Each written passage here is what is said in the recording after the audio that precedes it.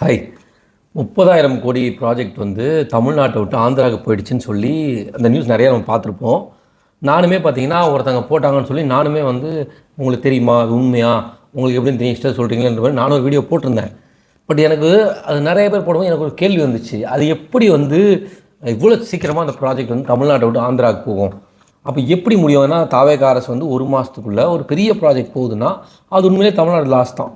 அது போகுது அப்படின்னா அப்போ பின்னாடி ஏதோ ஒரு பெரிய ஸ்டோரி இருக்குது. எல்லாருமே வந்து போயிடுச்சு, இது காரணம் தாவேகா அரசு, இதை பற்றி சொல்கிறாங்களே தவிர்த்து இது உண்மையான ஸ்டோரியை பற்றி யாருமே சொல்ல. இந்த மசாகான் டெக் ஷிப்பிங் லிமிட்டெடு ஏன் போச்சு, அப்போது அதை வந்து ஆராய்ச்சி பண்ணோம் அப்படின்னா நம்ம ரியல் ஸ்டோரி சொல்லணும். அப்போ தான் கொஞ்சம் நெட்டில் சர்ச் பண்ண ஆரம்பித்தேன். இந்த ப்ராஜெக்ட் ஏன் போச்சு, எப்போ ஆரம்பிச்சிது, இதுக்கு பின்னாடி என்ன நடந்தது, இது எல்லாத்தையும் கண்டுபிடிக்கணும்னு முடிவு பண்ணிட்டு தான் இது ஒரு 2 நாள் நான் டைம் எடுத்துக்கிட்டேன். அப்போ தான் புரிய வந்தது, இது வந்து மசாகான் டெக் இந்த கம்பெனி பார்த்திங்கன்னா 2025 செப்டம்பரில் வந்து தமிழ்நாடு அரசு வந்து இதை வந்து அப்ரூவ் பண்ணியிருக்காங்க. இந்த ப்ராஜெக்ட்டுக்கான பேச்சுவார்த்தை நடந்து இதை பண்ணலான்னு எம்ஓயு வந்து கையெழுத்து போட்டிருக்காங்க. இதோட திட்டத்தோட மதிப்பு பார்த்திங்கன்னா திட்டத்தோட 15,000 18,000 கோடி வரை மசாகானோட இன்வெஸ்ட்மெண்ட் இதில். ஓகேங்களா, இதுதான் ப்ராஜெக்டோட பிளான். பட் ஆனால் மசாகானோட ப்ராஜெக்டில் இன்னொருத்தங்க கை உள்ளே இருக்குது, அதை பற்றி யாருமே பேசலை. அது யாருன்னு பார்த்தீங்கன்னா தென்கொரிய கப்பல் நிறுவனமான ஹெச்டி, அதாவது ஹுண்டாயோட அவங்களும் உள்ளே இருக்காங்க இந்த ப்ராஜெக்டில். ஓகேங்களா, இவங்க 2 பேரும் சேர்ந்து தான் இந்த ப்ராஜெக்ட் பண்ணுறதாவே பிளானில் இருந்திருக்கு. இதுதான் ஆக்சுவல் ப்ரப்போசல். இதில் இது தாமதமானதுக்கு ஒரு காரணம் இருக்குது. இது ரெண்டும் சேர்ந்தப்போ பார்த்தீங்கன்னா இதில் மொத்த மதிப்பு பார்த்திங்கன்னா அப்போ தான் 30,000 கோடி இன்னும் வருது இவங்க 2 பேர் சேர்ந்து. ஆனால் இதில் ஒரு சின்ன ட்விஸ்ட் எங்கே வருதுன்னு பார்த்தீங்கன்னா ஆந்திரா அப்போ உள்ளே வரவே இல்லை. ஆந்திரா வந்ததுக்கான காரணம் வேறு, அதையும் சொல்கிறேன். இது என்ன நடந்துட்டுனா நடுவில் வந்து நம்ம முன்னாள் முதலமைச்சர் மு.க. ஸ்டாலின் அவர்களும் அந்த இவர் பேர் என்ன ராஜா அவர்களும் பார்த்திங்கன்னா இன்னொரு கம்பெனி தான் ஹுண்டாயோட ஒரு திட்டம் போட்டிருக்காங்க. அந்த திட்டத்தோட மதிப்பு தான் பார்த்திங்கன்னா 30,000 2 பேர் சேர்ந்து பண்ணுற மாதிரி திட்டம் போட்டிருக்காங்க. ஆனால் ஹுண்டாய் என்ன பண்ணுறான்னு பார்த்தீங்கன்னா கொஞ்ச நாள் கழித்து இந்த ப்ராஜெக்டை நான் தனியாக பண்ணிக்கிறேன் அப்படின்ற ஸ்டாண்ட் எடுக்கிறாங்க. எப்படி மசாகான் கூட வேணாம், இந்த ப்ராஜெக்ட் நாங்கள் தனியாகவே பண்ணுறோன்ற ஸ்டாண்ட் எடுக்கிறாங்க. அதுக்கான இன்னாகுரேஷனும் நடக்குது.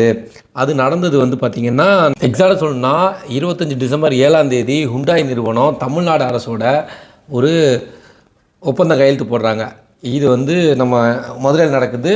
இதில் வந்து நம்ம முன்னாள் முதலமைச்சரும் அப்போ இருந்த தொழில்துறை அமைச்சர் டிஆர்பி ராஜாவும் பங்கேற்றிருக்காங்க. இந்த திட்டம் தூத்துக்குடியில் வந்து 35 லட்சம் முதல் 40 லட்சம் டன் வந்தையும் கப்பல் தயாரிப்பு திட்டத்துக்கு 33,000 கோடியில் வந்து அலைனாய் ரெண்டுமே. இப்போ தான் ஹுண்டாய் என்ன பண்ணுறாங்க அப்படின்னா, இல்லை இதை நாங்கள் இண்டிபெண்ட்டாகவே பண்ணுறோம், அதாவது நாங்கள் வந்து மசாகான் கூட பண்ணல, இண்டிபெண்ட்டாக பண்ணுறோன்ற ஸ்டாண்ட் எடுக்கிறாங்க. இதுதான் ஃபஸ்ட்டு ட்விஸ்ட்டு ஏன் மசாகான் வெளியே போச்சுன்றதுக்கு.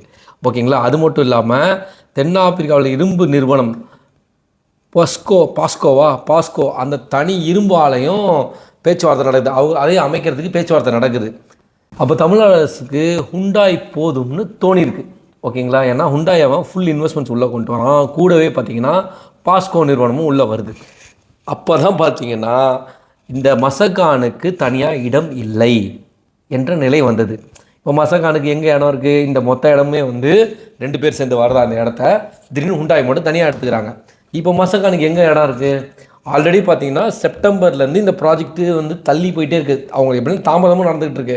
இந்த தாமதம் ஏன் நடக்குதுன்னா இந்த ஹுண்டாயோட கை பெரிய அளவில் இருந்து அவங்க பேச்சுவார்த்தை இவங்க ஹுண்டாயை மசாகானை பண்ணலாமான்ற ஒரு விஷயந்தான் இந்த டிலேவுக்கு காரணமாச்சு. ஸோ இது போக இன்னொரு விஷயம்னு பார்த்தீங்கன்னா மத்திய அரசு புதிய விதிமுறைகள் கொண்டு வந்திருக்காங்க.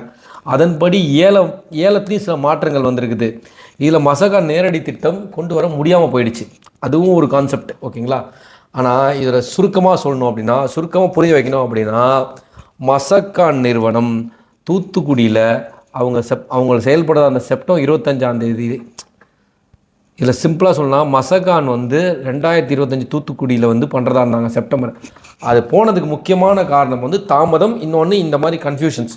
இவங்க டக்குன்னு வேலை பார்த்தாங்கன்னா இந்த ஹுண்டாய், ஏன்னா ஹுண்டாயால் தான் இது தாமதப்படுத்தப்பட்டிருக்கு, அப்படி தான் வெளியே போயிருக்காங்க மசாகான். அந்த நேரம் பார்த்து தான் ஆந்திரா கரெக்டாக யூஸ் பண்ணிக்கிட்டாங்க அந்த ப்ராஜெக்டை. அவங்க அங்கே இடம் கொடுத்து போயிட்டாங்க.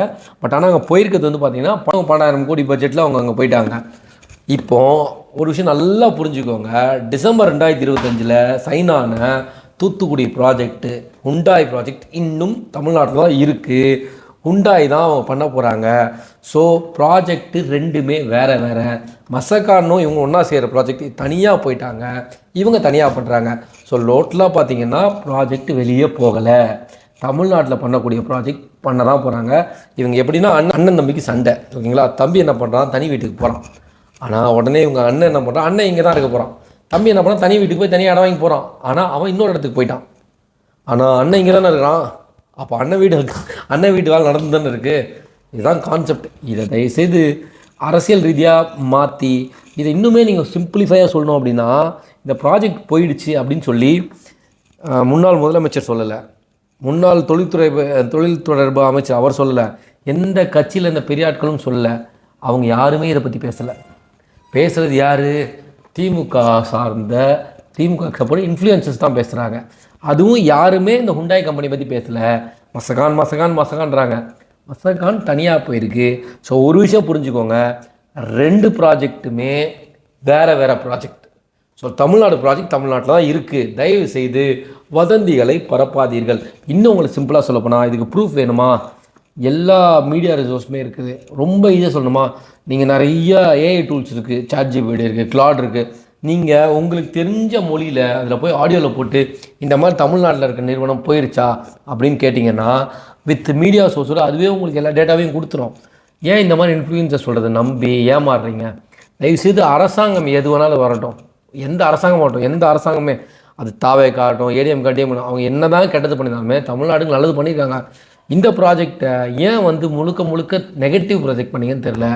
ஸோ எனக்குமே தெளிவாக பேசணும்னு ஒரு எண்ணம் இருந்துச்சு. நம்மளுமே இவங்க சொல்லிட்டாங்க, நீங்கள் இப்போ சொல்கிறது பொய்ன்னு சொல்கிறத என்னென்ன தெரிஞ்சுட்டு பேசுகிறாங்க, இதெல்லாம் டைம் எடுத்துக்கிட்டேன்.